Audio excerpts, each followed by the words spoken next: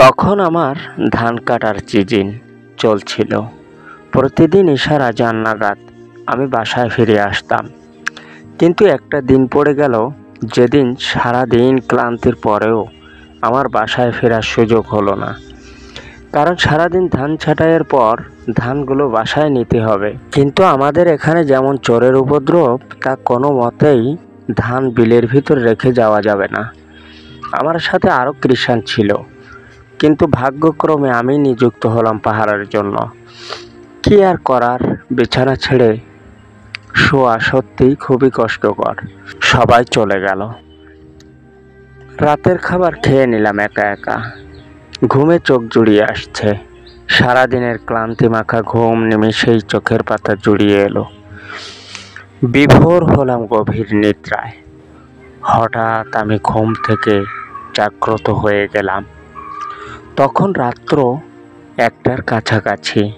আমি বস্তা ভরা ধানের থেকে একটু দূরে ছিলাম। আমি ভাবলাম একটু ধানের বস্তাগুলো দেখে আসি।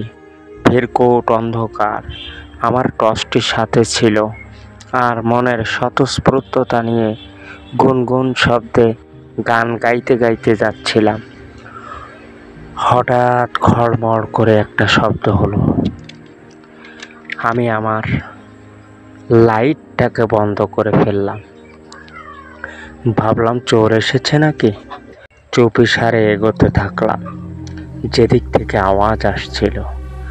আমি বিজলি গাদার পাশে যেয়ে দেখলাম আমার দিকে পশ্চাৎ ফিরে বসে আছে।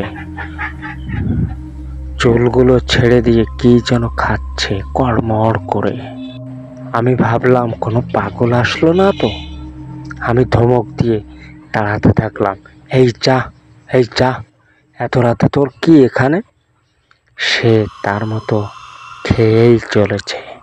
আমি একখানা লাঠি নিয়ে তার সামনে উপস্থিত হওয়ার মনস্থ করলাম। সত্যি লাঠি একটি নিয়ে যখন সামনে গেলাম, দেখতে পেলাম সত্যি একটা ব্যতিক্রম সুন্দরী নারী। অপরূপ তার চেহারা নিয়ে বসে আছে। আমি ভাবলাম, আমি এইমাত্র এই পাগলিকে দেখলাম, আবার এত সুন্দর হলো কেমনে। আমি তার দিকে আকৃষ্ট হতে লাগলাম। আমি পেছন দিকে গেলাম, কিন্তু সত্যি পেছন দিক পাগলের মতো, সামনের দিক সুন্দরী রূপসী, যার রূপ এক অতুলনীয়। আমার গায়ের লোম কাঁটা দিয়ে উঠল, ঘাম বেরিয়ে আসলো। আমি সাহস পাচ্ছি না আর তার দিকে এগোতে, কিন্তু ভয় পেয়েও না পাওয়ার ভান করে টর্চটি জ্বালালাম। হঠাৎ করে লাইটের ভিতর দিয়েই উধাও হয়ে গেল। আমি সে রাতে আর ঘুমোতে পারিনি। এটা কি দেখলাম, এই ভাবতে ভাবতে